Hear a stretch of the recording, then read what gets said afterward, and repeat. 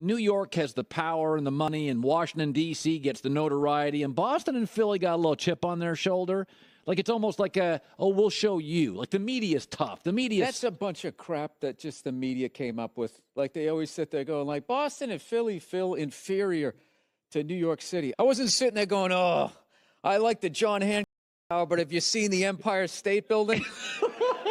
Oh, what I would do to kill for buildings like that. I didn't care. You know something? Once I saw the whole Baker Mayfield thing, once you get your opinion, you're like crazy with it. You just won't back down. You had a pro athlete sitting here. Right here. Yeah. Got right in his kitchen. You're gym class Jerry over here arguing with the guy like you got drafted too. It was ridiculous. And then I see this play right here. Now watch this, Baker. And you throw a touchdown, and instead of... Now, I don't like this. I'm going to tell you right now. How come you're not... What? Where are you going? Where are you going over there? Our band is over there. Our student section's right there. And then straight back to our sideline. What about your teammates? Did you watch the rest of the game? I watched the whole game. You did? So you saw me celebrate with my teammates like the 3 touchdowns before that too? I don't like that. Oh, okay. You want me to be a soft, one of those Twitter tough guys? When guys come and sit on the couch, I go right after them. Don't you respect me for that? No, I don't. Your big dumb desk hiding behind your microphone. I respect you for keeping it real, Colin. Yeah, I kept it 100. What about when you call somebody out and then have them in front of you? That's punk. Can't do that. No, but then you can actually just admit that you're wrong when the guy's delivering, because now he's delivering, he's still trashing. Well, yeah, he's not admitting that he's wrong. That's what I'm saying. Guy, Tom left Belichick, and there was this sense that Belichick wore his ass out. He was exhausted from it. If you had to pick... Oh, my God. Are you going to go Real Housewives on me here? Well, I'm saying. You weren't in the locker room. You don't know what happened. Who did you talk to? I'm American. Some other guy who never played professional sports by the water cooler? You don't know what happened. I heard you have a terrible theory, and I want you to say this. So your theory on Boston is, let's just wait till LeBron's old. You don't want to be aggressive and get players. I didn't say that. What did you say? You got misinformation. What did you say? Well, why would you say I have a horrible theory without checking with me first? It's like you already threw me under the bus. Well, I get it. You got a big desk. You seem so reasonable. Our Patriot fans, like, it's so funny. With the Red Sox, it doesn't matter how great you are. I just love how you go into questions. Okay. So just you seem so reasonable. Okay, what unreasonable Boston person are you going to trash this time? Okay. So with the Red Sox, we're discussing politics. Well, let me finish here. Okay. When the Red Sox, no matter how great you are, whatever you think we do there, you're in your comedy prime right now. Like, this is you got about 8 years left. How do you judge that? Because your energy level is high. You're nimble. I mean, dude. And what do you do? I'm not like an athlete. I'm going to blow out an Achilles and I can't write a joke anymore. If I blow out an Achilles, that's 20 minutes of material. I think it's easier to be funny in lousy weather. Seinfeld calls it the comedy jet stream. Seattle, Minneapolis, Boston, New York. Nobody's funny in Phoenix. Nobody. What are you talking about? David Spade is from Phoenix. Only funny guy ever from Phoenix. Huh? That's the whole. Nice recovery. In the whole world. I only have 2 comics on this show, Bill Burr and David Spade. Nobody funny in Phoenix. But half your comedians you put on this show are from that state. No, I banned them. No matter how great a Red Sox you are, when you leave, you get trashed by ownership. It doesn't matter. Manny, Schilling, it doesn't matter. No more. But Patriot fans are okay rooting for Tom. It's like 2 different fan bases. The Red Sox fans, the minute you leave... They're the same people. It's the same city. Do you think they ship out all the Patriots fans during baseball season? 2 comedians I bring on the show, David Spade and Bill Burr, and he's a football fan. He's a Patriot fan. He's got 2 things right now. F is for Family, 3rd year on Netflix. That's good, because that's good money over there. Yes, sir. It's excellent money. Yes, it is. A lot of money. Jesus, what are you trying to do? You trying to get me some gold digger to go after me? Here we go. Let's relax. It'd be like we're very you wouldn't know that we like each other. Let's try to tone it down. No, I'm not. I'm just. No, I know what happened. You came right at me just saying my theory stunk. I'm just here to promote a cartoon. I'm a dancing monkey today. I'm trying to be a good guy. I want people to like me and watch the show here, and you're coming at me. I don't know anything about hoop. I'm a 5'10" white guy. And then you're also on The Front Runner, which starring you and Hugh Jackman. You're a comedian who can act, which is amazing because I think acting's hard. And you act. Are you a good actor? There's a lot of comedians. Robin Williams won an Oscar. Eddie Murphy. I mean, there's a lot of Martin Lawrence. It's a lot of good comedian actors. I got like 8 lines in a movie, dude. You're acting like I'm doing some Daniel Day-Lewis stuff. My left foot. When Brady left the system and went to Tampa and won, I'm like, that's good for the performer. He means more than the system. You're a performer. I'd root for you over Caesars. Do you lean a little, can a little Boston of you look at Tom and go, he kind of stuck it to the system. The guy beat the system. Oh, this is such a Real Housewife question. Is his victory somebody else's defeat? Well, let me ask you this, though. If I said... Yeah, come up with another, I don't know what the hell, Real Housewives reason. If, you know what I heard? He told me he had to pull up his socks. Tom didn't like that. You're talking to America's honesty broker. I got a lot of sources, okay? So, oh, yeah. I always love when somebody tells me how honest they are. You going to sell me a car now, Colin? Are you from Southie? No, that's a Goodwill Hunting question that I've answered for 15 years, ever since that movie came out. Are you good at math? Do you like apples? Where are you from in Boston? I lived in a safe suburbs. Saugus? Wait, do you really? I would like to know. Look how beautiful you are. Look how beautiful. You know how many psychos are out there? I'm not going to tell where I live. I feel like what's your social security number? I don't know what it is about Boston, guys, but Bill Burr is the voice of Boston and America. He's common sense. He's smart. He's a great comedian. He was just in The King of Staten Island. It's now available on digital Blu-ray, and he is joining us via the Coward Global Satellite Network. Can we start by saying I am not the voice of Boston? Okay. I grew up in the suburbs. I'm not as tough as the guys, at least the Boston I remember. You hate Boston. I get it. You hate Boston, and you're. I don't know what your deal is. I don't know what happened to you when you went to Boston. I don't know what happened. Okay, but I am not their representative. I left more than a quarter of a century ago. I'm sorry you went on the Freedom Trail, and you didn't get to meet Paul Revere or whatever they promised you.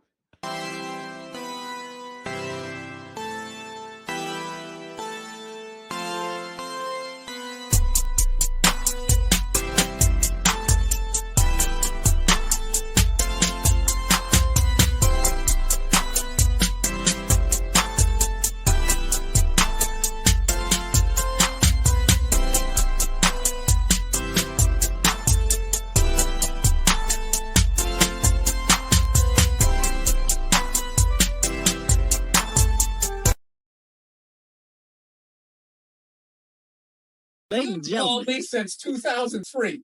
you shut up, Bill. People don't know that. This is Bill Burr, ladies and gentlemen. Hey, I'm Bill Burr. Now, Kevin Hart was somebody that I thought I was friends with, but I realized quickly that he just needed a spot at Dangerfields. And then he booked a pilot, and I don't think I talked to him again. I had like kids, and I didn't hear from you. Bill Burr, ladies and gentlemen. We're getting to the mind of Bill Burr. That was late for his own podcast. Bill, are you ready for this? This is the best part that I think. This is what's mind blowing that people are going to love. Bill Burr. You have your own name on your sweatshirt. Well, outside of that, I mean, When are I you don't going to know why stop you don't. branding, Kev? We know who you are. Just in case you didn't, Bill, I wore a shirt to remind you. What's the big deal, man? All right, it's just a shirt. Hoodie with Kevin Hart. I hand out hoodies to homeless people because I care about downtown LA. Go see Jumanji Part 19. The studio system has ruined you. Bill is not angry, first of all, to our listeners. Bill is not an angry person. Bill is a very happy person. Bill is a married man. He's a father now. Congrats on that, Bill, by the way. I got 2 kids. I had another one. I was going to call you, but I knew you wouldn't return the call. No. I don't think my last movie did well enough to have you send over your little heart of the city fruit basket, you piece of What are you shit. talking about? I would have sent you a bottle of Hart wine from the vineyard. What are you talking about, man? I told you. It would have got there. Bill, I love you in the vineyard. can we tell the people, Bill, Bill, that you and get out there and stomp on the grapes. Yeah, I do. So I do. Bill and I did a pilot, ladies and gentlemen. We did a pilot for Comedy Central. It was called Heart of the Shitty, and it wasn't picked up. Yeah, yes, let me clear this up. This is before I got big. Bill and I did a show. It was right before. No, you were already starting to blow up. And I remember there was a moment where we were actually going to tour together. We were going to do the black and white tour because I was almost ready to go to theaters. You had just started going to theaters. And then a week later, you went to arenas. And that's when you stopped calling me. No. That's when it was, Kev. I stopped calling you after the show didn't get picked up because I felt like you me. I said, Bill. Going up to the clubs until 4 a.m. and then showing up thinking you're going to Eddie Murphy your way through it and start improvising. You took that whole thing down with you. I'm still bitter about it. Bill, I would love if we could get our hands. Opportunity to get screwed over by Viacom. Do you think I'm willing to bet you, Bill, I can probably get my hands on that pilot? I'm willing to bet you I can, man. I would love to get my hands on that pilot just for you and I, because we can't show it. We can't do shit with it. How much fun was it? But Bruce McCullough, you and me, dude, that was so much goddamn fun. I will say this, man. Bill Burr, for those who do not know it, lately, as of late, I mean, Bill, you're popping up all over the place as far as acting. But the Staten Island movie, what's the name? Pete Davidson. What's the title of it, Bill? I don't know. It was called Jumanji Part. Wasn't called Jumanji. That's my movie. What was it called, man? Get Hard. That's another one of my movies, Bill. Wait, I get it. King of Staten Island. Soul Plane. Those are my movies. United Airlines. God damn it! He said United Airlines. What was it called, Bill? It's called The King of Staten Island.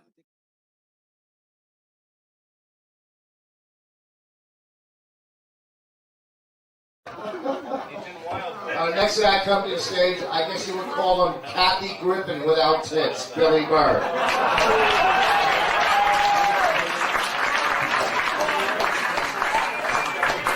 All right, thank you. Keep it going for Rich Voss, everybody. Come on, everybody. And for those of you who saw last comic standing, how about a round of applause for the official end of his career? Come on, everybody. The worst show I've ever seen in my life. I can't believe you said yes to that. Al LaBelle turned down that show. Jesus, unbelievable. He's been in this business 39 years. He's competing with open micers. You didn't stand out. You should have looked like Christ. You didn't look like Christ. You didn't even look like a comedian. You look like a landscaper who's just trying the shit out on a whim. But you're dumb. You deserve it. Look at Rich. Rich spent $3,000 on a watch and $8 on his teeth. Look at him. He looks like fucking Elway. A football player for 20 years. Just get all these young people.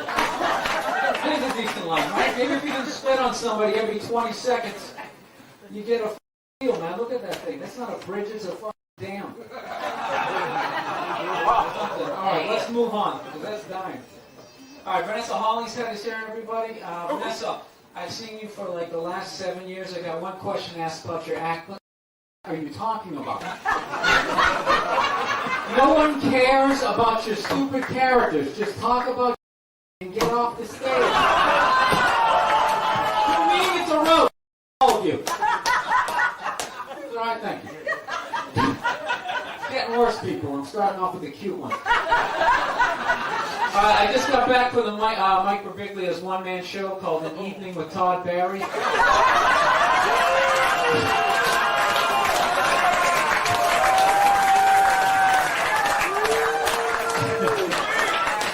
Thank you. Todd Barry, a little advice, maybe if you brought the energy up just a little bit, you could get a food spot at the cellar. Oh, and speaking of the cellar, Manny and Esty just wrote a book called How Dare You Work Another Club? Keith Robinson wrote the foreword. I'm going to read some of it. No, master, I won't be working no other club. Bring it up, Modi, boss. Bring it up, Modi. Coming up the stairs, boss. Coming up the stairs. Unbelievable. Keith Robinson sold his soul for free nachos and buffalo wings. I'm just fucking around. I tease the Comedy Cellar. I love the Comedy Cellar. You know what I love about the Comedy Cellar? I love the wide variety of acts that they have on their weekends. On Saturday, we have 4 wonderful shows. At 7 o'clock, we have Tom Papa, Greg Giraldo, Nick DiPaolo, and Connie Quinn. At 9 o'clock, we have Nick DiPaolo, Connie Quinn, Greg Giraldo, and Tom Papa. And at 11 o'clock, we have Nick DiPapa, Connie Giraldo, and Alan Hayes. Let me ask you a question. I got one question. Who the is Alan Havey? Every 6 weeks I get that. I thought they give you more spots, but Alan Havey is in town. Oh shit, let's clear the schedule. Alan Havey is in town. Jesus Christ, by any chance did you bring Mark Cohen with him?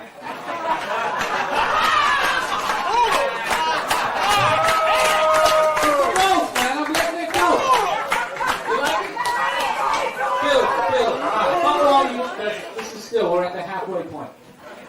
All right, look at the Sklar brothers recently. I got one question for the Sklar brothers. Do they both have to be up there? Is there any reason for both of them? Can't one of them just recite that awful material? Come on, come on, come on. Awful. God, they're ugly. Then the answer to the question, what would happen if Jeff Ross and Mel Brooks?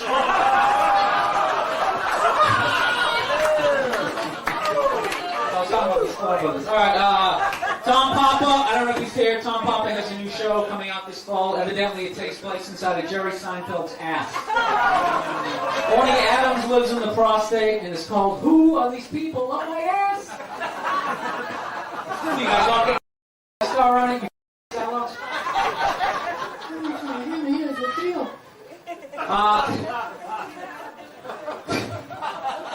Where do we go from here?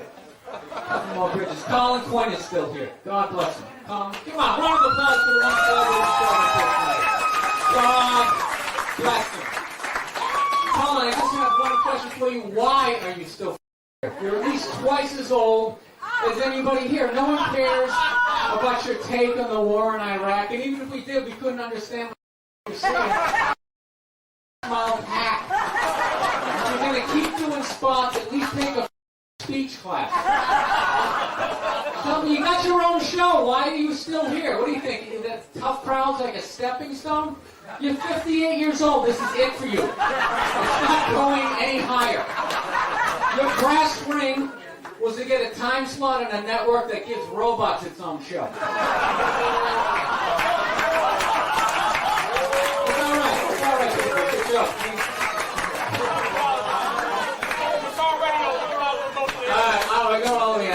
Okay. Shut up, I got two more here. Just when I thought Marlon and Sean Wayans were the worst related black comics I ever saw, Tony and Sharon showed up. Oh my God, they're so and I watched them, I wondered to myself, is Keith Robinson teaching a comedy class? Jesus, those guys think. Tony Rock is the Frank Stallone of comedy.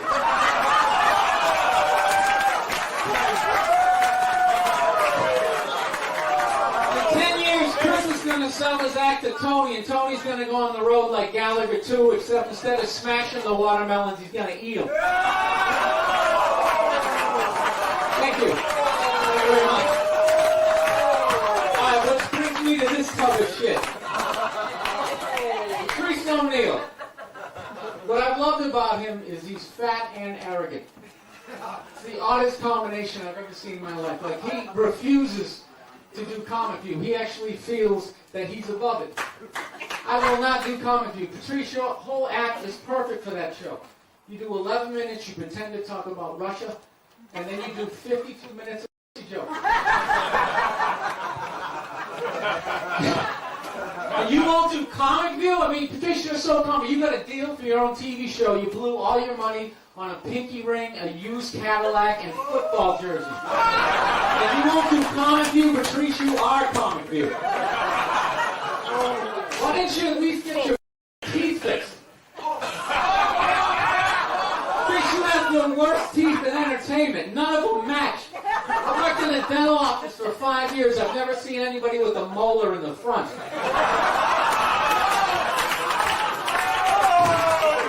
You have no business having a headshot. Howard Feller called. He wants his old teeth back. Look at the space between his front teeth. He looks like a fat 50 Cent.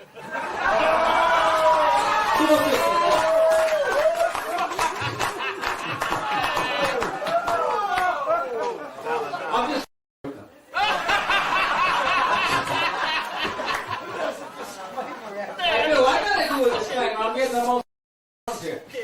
Patrice is fat. Patrice has that awful fat person bad breath where you don't know if it's coming, the smell's coming from his mouth or one of the folds in his neck.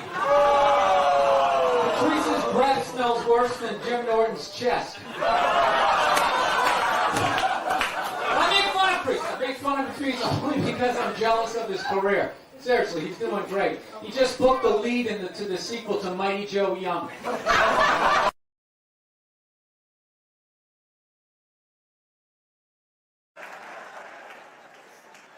Actually, Nerd Jesus died in the last year, right? Steve Jobs. Yeah, he died, right? I know, a lot of nerds here tonight. I know, you're sad. I didn't get it. I didn't get the big deal they made about that guy. When he died, they were like, he changed the world. That was insane. He changed the world. The world was one way, and then Steve Jobs came, and it was another. What did he do? Somebody, for the love of God, what the fuck did that guy do? What did he do? He told other people what to invent? I want my entire music collection in that phone. Get on it! Right? And then these poor, nameless, faceless scientists got to go in a back room and figure it out. How the f*** are we going to get all of this into this? I mean, what year does this guy think this is? This is crazy. This is like Buck Rogers. Dude, my kid has a birthday in like 11 months. Steve Jobs just walking by. I don't hear any thinking going on in there. Just strutting around the office, eating some pretentious fruit like a pear, right? Just throwing out ideas. There's another one. There's another one I just came up with on the way to work. I was reading a magazine the other day, turning pages, you know? I like to turn pages on a screen that aren't even there. Yeah, wrap around that, guys. See you in 8 years. Where you going, Michael? Big, little, get on it. Right? And all these people slave away to make his vision come true. And then they have the big nerd fest, right? Down there, Comic-Con, and all their nerd mecca. They're all showing up with their Acne and their Hulk shirts, limping into the arena, right? Does Steve Jobs go out with a whole chorus line of scientists? No, he goes out there by himself. Sneakers and no belt, like it was no biggie, right?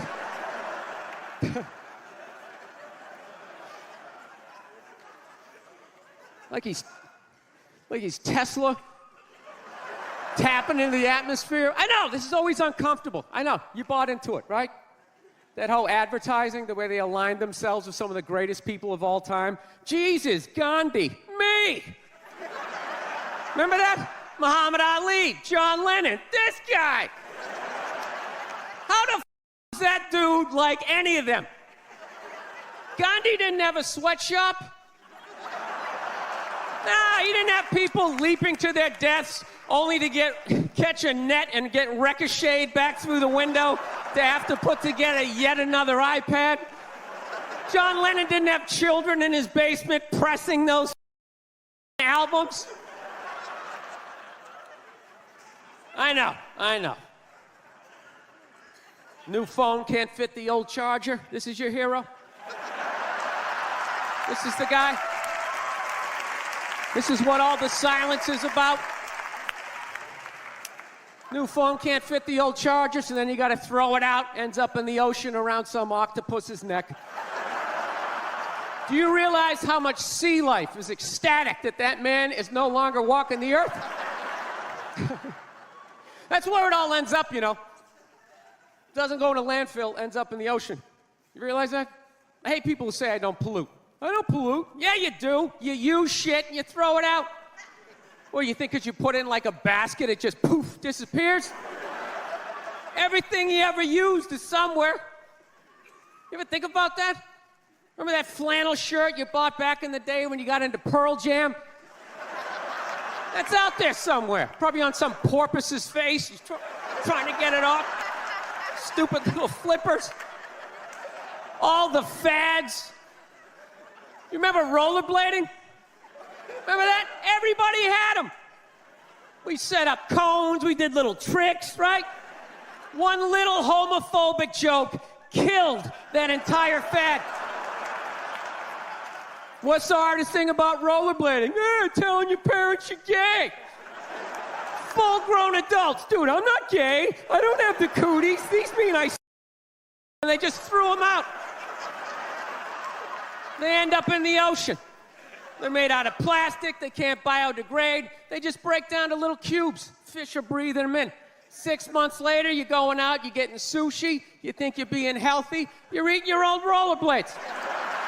All right, I'm out of time. You guys are great. Thank you. Thank you, thank you.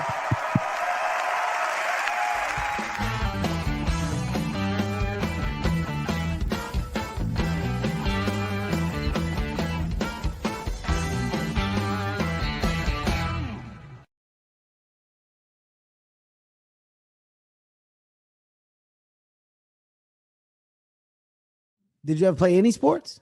No, I did. Oh yeah, I played baseball. I played a little bit of football, and I played pond hockey. What the is that? Jesus, Kev. Kev, you know something? If you don't know something, it's okay. Nobody's. What the is that? Pond hockey? What is that? Well, there's a pond, and when it used to get cold enough before global warming, you would go out and you'd play pickup hockey. It was the shit. Oh, sounds safe. It was the shit. Well, this is what you do. You take the biggest rock you can find, and you throw it up in the air, and if it landed on the ice and slid, and no crack, a couple of cracks, you were fine. That's how you would test it. That to me is insane, and that shows what the kids today are lacking. There is none of that. The kids don't have the balls to play like that today. It doesn't exist. I don't know. I think they're just doing new, different, dangerous things. You've seen these kids. They do these front flips and back flips and I see kids skyscrapers. I see kids TikTok. That's what I see. I see kids TikTok, IG. I see them live stream. I don't see kids do that. I can't tell you the last time I've seen my kids go outside without me making them go outside with me or for us to do something. My kids don't just say we're going outside. In defense of them, if we had what they had, we wouldn't have gone outside either. Rightfully so. And I think, of course, that's part of the problem. Dude, video games were two lines with like a ball. Yeah. I mean, this shit, they're in the world.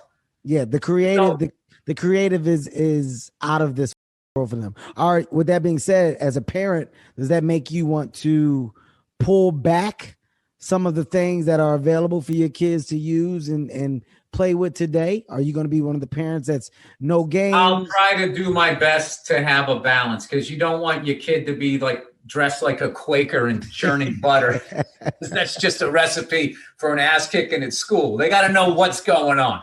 Yeah. But both of my kids are going to know how to drive. I have an old truck. I have a 68 F100 that shifts 3 on the tree, 3 on the column. Okay. They're going to know how to do that. They're going to know how to change the oil on it.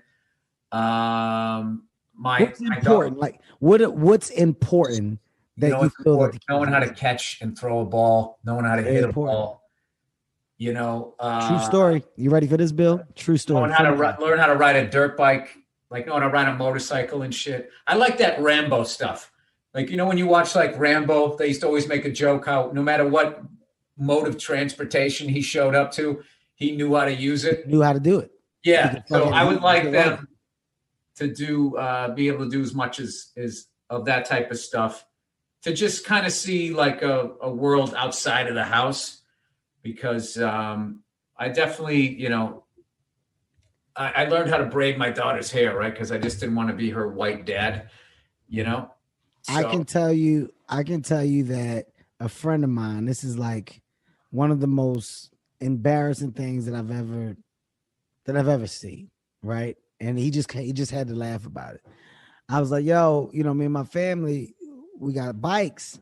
We love to go out, man, and we ride. We go to like these little bike paths and we'll do like, just a nice little family ride. I said, you should come. My friend's got like 4 kids. He's like, you know what? Yeah, that would be cool. We've never done anything like that. Let's do it. He says, I got to get his bikes. I said, well, come on, go down to the bike store. I said, my guy there, he'll give you guys like a nice little discount and stuff. So we go down there to get the bikes. His son is like 16 years old. He gets the bike. The whole family's ready to go. His son gets on the bike. Bill, his son could not ride a bike. I looked at him. I said, are you kidding me? I said, you never taught him how to ride a bike? By the way, my friend is filthy rich. Filthy. Of course he is. He says, Kev, he says, I'm a great father. He said, but this just made me realize that I missed some things. He had to say, I can't go today. Spent the day teaching his 16-year-old son how to ride a bike. Dude, I'm not going to lie to you. That right there is my biggest fear as a father. That's a real thing. I don't want to miss any of that stuff. And what I love, what I've been able to change, right? Because every generation, you want to change, keep the stuff that work, changes. What I love about my kids is my kids are not afraid of me. They respect me, but they're not afraid of me. Mm-hmm. Like when I was growing up, you were afraid of your dad. Absolutely. Your dad came home. He came in the front door. You went out the back door. Like you just avoided that dude. If he was talking, everybody had to shut up and listen. Yeah. So, and I've realized that so much of my anger came from the way I'm built and then being in that overbearing old school style. Because my dad's a great dad. It's just like there weren't like videos teaching you how to be a better. He learned it. Sit down, shut the up. Well, why do I have to? Because I said so. Like it's just like you do that to somebody for 18 years, they're gonna come out a little resentful. Then the greatest shit. This is the greatest shit. Is then when you bring that shit up later in life, in your 30s, to your parents, they always just say the same. I never did that. My dad. And what I've learned, this is what I've learned. This is what I've learned, dude, is my perception of my childhood and my parents' perception of my childhood. Neither one of those is true. Wow. It's somewhere in the middle, because kids put an unfair amount of weight on their parents because their parents are their universe. So little things to them. Wow. Hey, can I get this car? No, come on. No, stop it. Like, that's your world. Like, but that was the car I wanted. And then like they're in their 30s. And I wanted that car. And they would. And then they're sitting there going, like, I had 5 kids. I was just trying to get through the day. So I think what I learned from that is I have to understand that little things are big things to my kids. So all I have to do is listen and, let them say what they have to say, assess what they're saying. Obviously, if I still don't want them to be able to do something, if I don't think it's right, I'll still say no, but I will listen to them. And then if I apologize. So well, like my dad is on key. Same thing. Same exact thing you're saying. Right. But it's like my dad doesn't have any realization of the shit that he did. Now, me and my brother, we don't really give a fuck. My brother was the one who was really affected.